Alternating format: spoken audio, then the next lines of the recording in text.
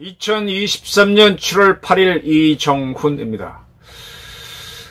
민주당 이야기를 하고 싶습니다. 민주당에도 자기 당 비판이 있습니다. 그런데 달라요. 비판의 기준점, 비판하는 대상이 다릅니다. 흔히 사람들은 생각이 다 달라서 생각을 하나로 모으는 게 어렵다고 합니다.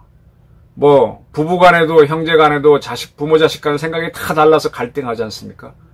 그런데 어떤 목표가 주어지거나 위기가 발생하면은 그 위기를 크게 보거나 목표를 강하게 보게 되면 일치단결한 의견이 나오기도 합니다.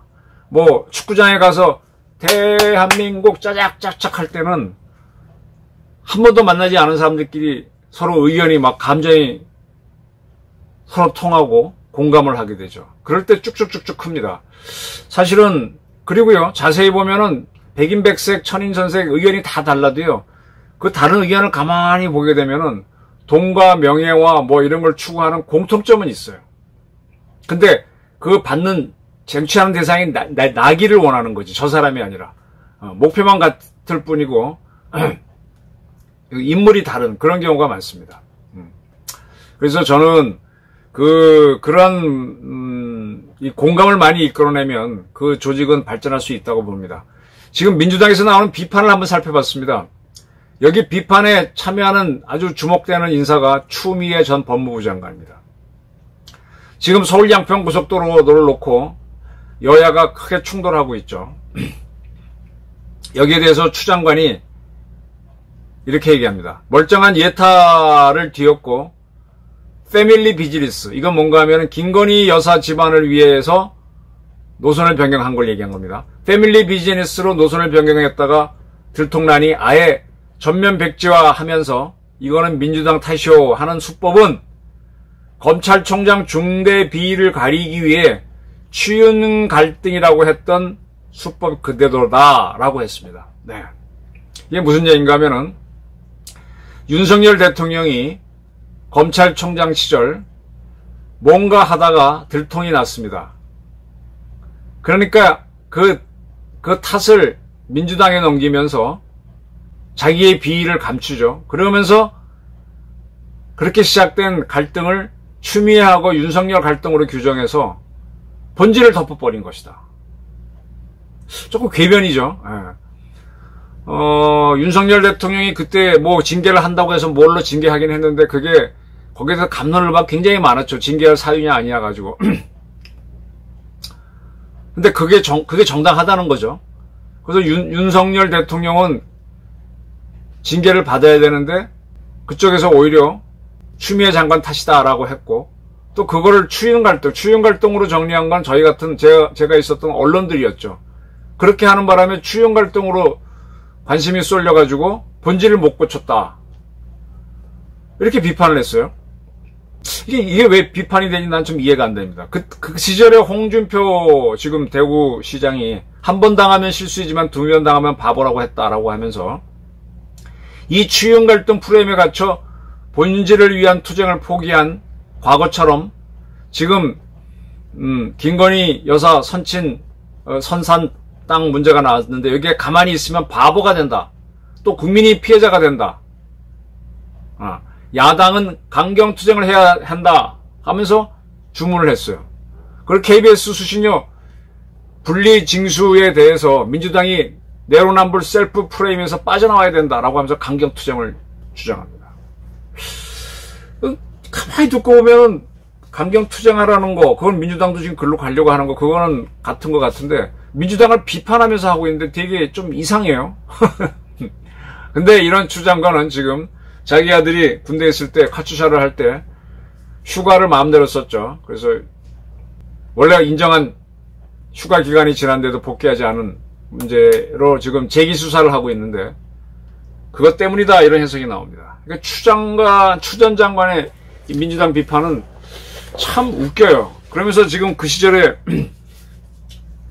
윤석열 당시 총장 징계를 결정하면서 문재인 대통령이 자기 보고 장관 그만하러 한 거를 비판합니다. 그러니까 뭘 비판하는 건지 모르겠어요. 윤석열 총장도 마음에 안 들고 문재인도 마음에 안 들고 민주당도 마음에 안 들고 다 마음에 안 드는, 이건 뭐 좀 약간 뭐 갱년기 증후군 아닌가 이런 생각이 듭니다. 자, 김혜영 씨라고 부산 연제구에서 국회의원을 한 번 했던 사람입니다. 2020년 그러니까 이번 선거에는 현재 국회 21대 국회에서는 떨어져서 이제 변호사를 하고 있는 사람인데, 그가 이제 조선일보와의 인터뷰에서 현재는 민주당이 그대로 있습니다. 민주당을 비판했어요. 근데 이 김혜영 국회의원 할 때는 지역구 최연소로 당선돼서 민주당에서 최고위원도 지냈습니다. 근데 그는 최고위원 할 때도 민주당을 향해서 쓴소리를 많이 했는데, 지금 야인으로 그러니까 당에는 당원으로는 있지만 야인으로 있는 지금도 민주당에 대한 비판을 하고 있습니다. 전혀 추미애의 비판과 다릅니다. 그는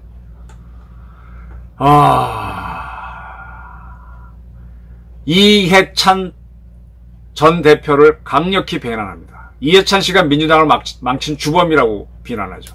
지금 이재명이라는 사람이 저기 힘을 쓰게 된 거는요, 뒤에 이해찬이라고 하는 독재자 때문에, 제가 보기엔 독재자예요. 그 사람 자기 마음대로 해요. 나이도 많고 삐지기도 잘 삐지고, 그 사람이 받쳐주니까 주르륵 가는 겁니다. 그 자기 마음대로 하는 이해찬이 지금 당을 망쳤다라고 분명히 얘기합니다. 그리고 조국 사태 때 이 조국에 대해 더 비판을 해야 되는데 그걸 하지 않은 게 민주당의 큰 잘못이다. 상대는 인정하지 않고 오로지 나만 옳다고 하는 거는, 이거는 큰 오히려 국민들한테 비난받고 뭐 국민한테 떨어지는 것이다. 그러면서 조국이 자기 자녀를 그렇게 합격하게 한 건 큰 잘못이다. 이건 뭐 국민 공분을 산다. 이해찬 씨가 이끄는 민주당이 되면서 민주당은 선이고 저쪽은 악이니까 민주당은 뭘 해도 된다는 그런 프레임에 빠졌다. 이게 바로 주사파 논리죠. 이걸 김혜영 의원이 딱 얘기하네요. 그러면서 추미애도 이제 장관도 자기만 옳다고 하면서 윤석열 징계. 그런데 그걸 달성하고 나니까 자기한테 책임을 묻는 문재인, 그도 나쁜 사람, 이렇게 하는 그런 자기 중심 패러다임에 자처해 있는 추미애, 이런 사람들, 윤석열, 이런 사람들이 윤석열 대통령을 만들어줬다고 비판을 합니다. 그리고 그는 이재명 대표도 빨리 퇴임해야 된다. 물론 대표에 나가지 말아야 된다. 그는 자기 사법 리스크가 커진 상태에서 방탄용으로 국회의원, 당대표에 나와 당선됐는데 이게 민주당에는 독약이다, 이렇게 얘기합니다.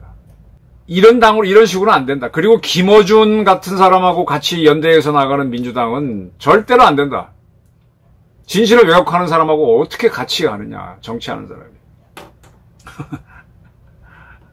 그리고 후쿠시마 오염 방류수에 대해서는 IAEA가 안심해도 된다고 했으면 믿어야지. 그걸 자꾸 반대하고 괴담 만들면은 놀림감이 된다, 이런 얘기를 합니다. 저는 이 김혜영 씨 인터뷰를 보면서 상당히 객관적이다라는 생각이 들어요. 그리고 이런 것들이 정말 자기 당을 위한 비판이죠. 이런 얘기 하게 되면 인기가 없죠. 근데 추미애식으로 자기 당을 비판하는데 역시 인기가 없기는 마찬가지입니다. 코미디가 돼버려요.